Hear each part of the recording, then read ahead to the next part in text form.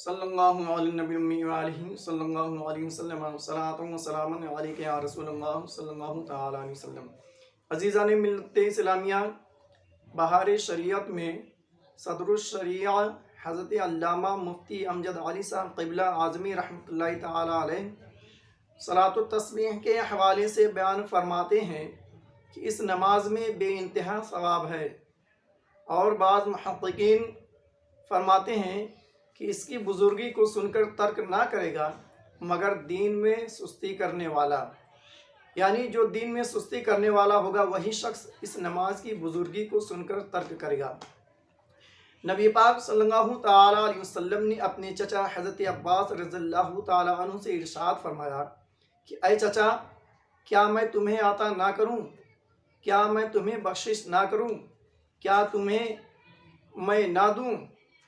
کیا میں تمہارے ساتھ احسان نہ کروں؟ 10 خصلتیں ہیں کہ جب تم اس کو کرو گے تو اللہ تبارک و تعالی تمہارے گناہ بخش دے گا، اگلا پچھلا، چھوٹا ہو یا بڑا ہو، جان کر ہو یا بھول کر ہو، پوشیدہ ہو یا ظاہر ہو۔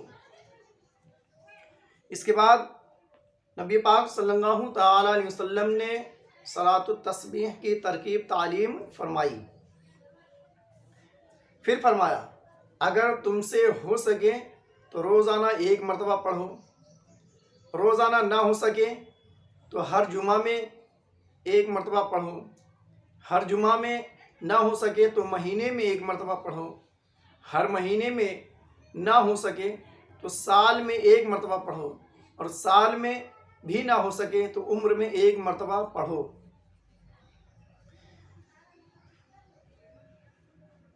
اس کی ترکیب ہمارے طور پر وہ ہے، حضور صدر الشریعہ رحمۃ اللہ علیہ فرماتے ہیں کہ اس کی ترکیب ہمارے طور پر وہ ہے جو سنن ترمذی شریف میں بروایت عبداللہ ابن مبارک رضی اللہ تعالی عنہ مذکور ہے۔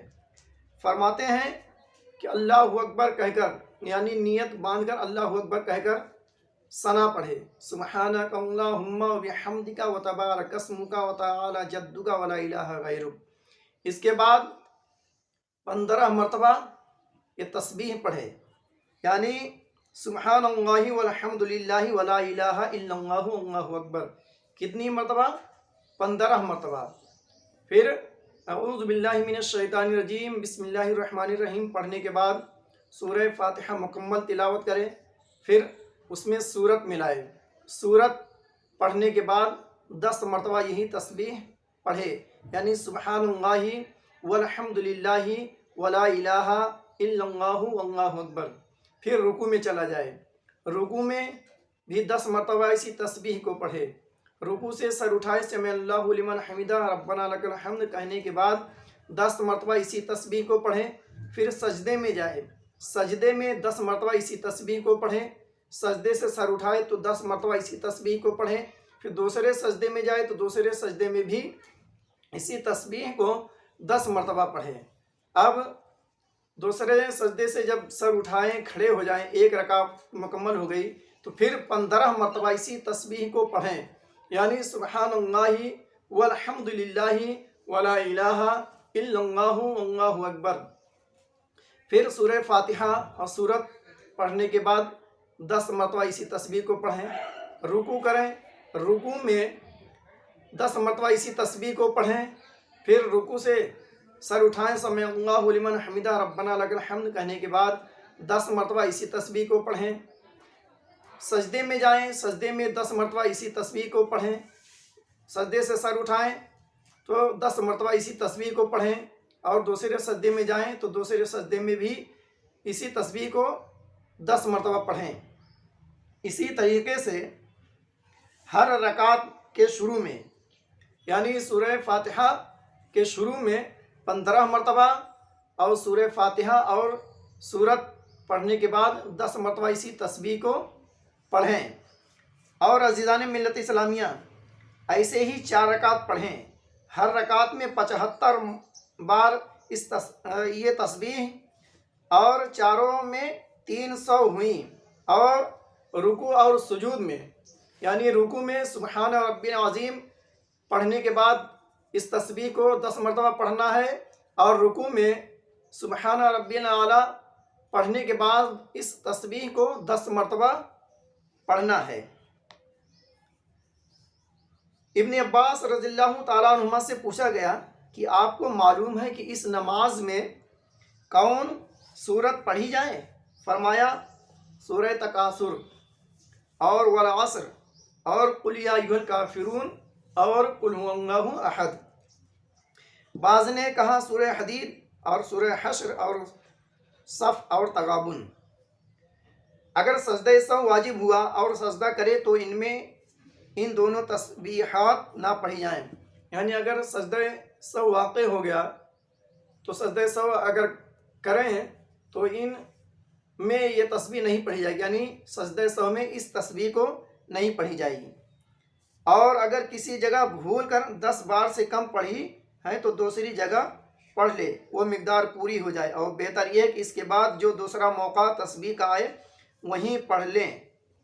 मसलन कौमा की जगह सजदा में कहें और रुकू में भूला तो उसे भी सजदा ही में कहे, ना कौमा में, कि कौमा की मिकदार थोड़ी होती है। और पहले सजदा में भूला तो दूसरे सजदा में कहे, जलसा में नहीं। अज़ीज़ान मिल्लत इस्लामिया, ये बहुत ही मुबारक और बाबरकत नमाज है जिसे सलातुत तस्बीह कहा जाता है, यानी तस्बीह की नमाज। तो अज़ीज़ान मिल्लत इस्लामिया, अगर हमें रोज़ाना मौका मैसर नहीं आता, जैसा नबी पाक सल्लल्लाहु ताला अलैहि वसल्लम ने अपने चचा हज़रत अब्बास रज़ियल्लाहु ताला अन्हु से फरमाया कि अगर हो सके तो रोज़ाना 1 मरतबा, रोज़ ना हो सके तो जुमा में 1 मरतबा, हर जुमा में ना हो सके तो महीने में 1 मरतबा, हर महीने ना हो सके तो साल में 1 मरतबा, और साल में भी ना हो सके तो उम्र में 1 मरतबा। अज़ीज़ान मिल्लत इस्लामिया, हमारे लिए बेहतर यही है कि जब जब मुबारक रातें आती हैं, जैसे शब मेराजुन नबी सल्लल्लाहु ताला अलैहि वसल्लम, शब बरात की रात और शब कद्र की रात आती है, तो इन मुबारक रातों में हम जब नफल इबादतें करते हैं, कुरान मुक़द्दस की तिलावत करते हैं, तो हम दीगर नफल नमाज़ें ना पढ़ कर इस नमाज का एहतमाम करें, यानी सलातुत तस्बीह की। तो इंशाअल्लाहुल अज़ीज़ अल्लाह तबारक व तआला के फज़ल व करम से बहुत ज़्यादा उम्मीद है कि अल्लाह तबारक व तआला नबी पाक सल्लल्लाहु ताला अलैहि वसल्लम के सदक़े में हमारी इस नमाज को कबूल मकबूल फरमाएगा। और हज़रात गिरामी, ये बात ज़रूर याद रहे कि अगर किसी शख्स की एक वक्त की फ़र्ज़ नमाज बाक़ी है, जब तक उस फ़र्ज़ नमाज को अदा नहीं कर लेता इंसान, तब तक उसकी कोई भी नफल नमाज कबूल नहीं होगी। तो लाजिम और ज़रूरी और बेहतर है कि नफल नमाज अदा करने से पहले हमारे ज़िम्मे जो क़ज़ा नमाज़ें हैं, उन नमाज़ों को हम अदा कर लें, फिर उसके बाद हम नफल नमाज़ें पढ़ें। अगर हमारे ज़िम्मे फ़र्ज़ नमाज़ें क़ज़ा बाकी हैं, हमने उनको अभी तक अदा नहीं किया है, तो हमारे लिए बेहतर और मुनासिब यह है कि हम नफल नमाज ना पढ़कर हम फ़र्ज़ नमाज की क़ज़ा पढ़ें।